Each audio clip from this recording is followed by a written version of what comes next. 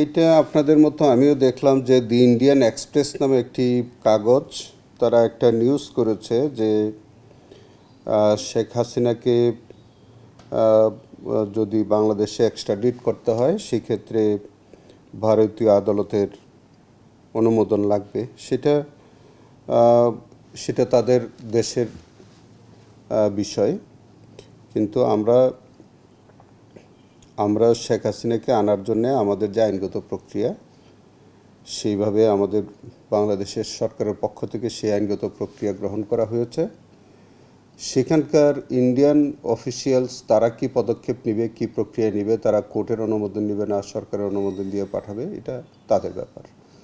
তবে সেই নিউজের ব্যাপারে এর বেশি বলার কিছু নাই।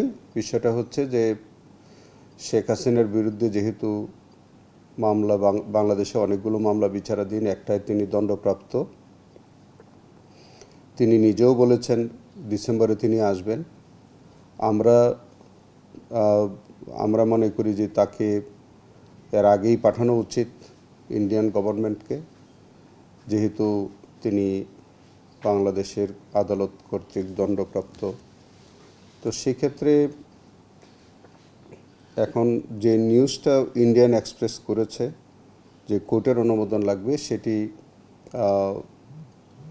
আমার মনে হয় তাদের বিষয়। ইন্ডিয়া কোর্টে কোনো পলিটিক্যাল অ্যাসাইলাম আছে কিনা এটা তো আমাদের জানা নাই। অতএব এই গণমাধ্যমের এই বক্তব্যের উপরে বেশি কিছু বলার সুযোগ নাই।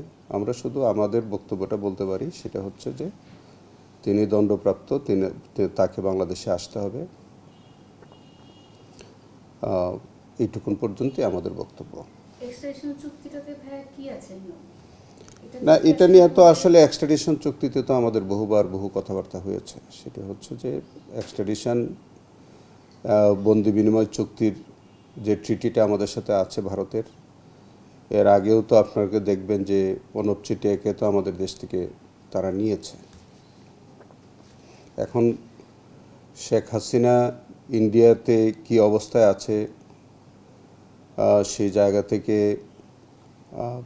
ভারতীয় সরকার খুব পরিষ্কার করে তো কোনো ব্যাখ্যা এখন পর্যন্ত দেন নাই, অথবা বাংলাদেশ সরকারের পক্ষ থেকে যখন চাওয়া হয়েছে এই বিষয়ে এখন পর্যন্ত ভারত সরকার কোনো ব্যাখ্যা দিয়েছেন বলে আমার জানা নাই। তো যাই হোক, সেটা এক্সট্রাডিশন চুক্তিতে যেভাবে আছে সেভাবেই আমাদের বাংলাদেশের সরকারের পক্ষ থেকে চাওয়া হয়েছে। সেটা আমাদেরকে দেখতে হবে যে ইন্ডিয়ান সরকার কি সিদ্ধান্ত গ্রহণ করে। ধন্যবাদ। আওয়ামী লীগের বিষয়ে তাদের প্রপার্টিগুলো, তাদের আওয়ামী লীগের যে সম্পদ বাজেয়াপ্তের বিষয় সেগুলো আছে, তাদের বিচারের পার্ট 2 কতটুকু এগুলো, অথবা এই সম্পত্তিগুলো কী হবে, কার দখলে? দেখেন, এখানে আওয়ামী লীগ সংগঠন হিসাবে একটা বক্তব্য, আর একটা বক্তব্য হচ্ছে শেখ হাসিনা তার নিজের আওয়ামী লীগের সভানেত্রী অথবা তার নিজের যে বিষয়টা। শেখ হাসিনা দণ্ডপ্রাপ্ত, তার ব্যক্তিগত যে সম্পত্তি আছে সেটি বাজেয়াপ্তির আদেশ হয়েছে, তাকে জরিমানা করা হয়েছে।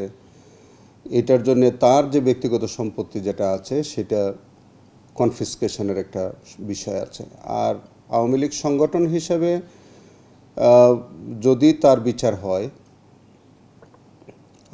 আওয়ামী লীগ সংগঠন হিসাবে কিন্তু ওই একজন ব্যক্তির মতোই তা ওই সংগঠনের বিরুদ্ধেও বিচার হবে, কারণ সংগঠনটাকে কিন্তু জুরিস্টিক পার্সন বলা হয়।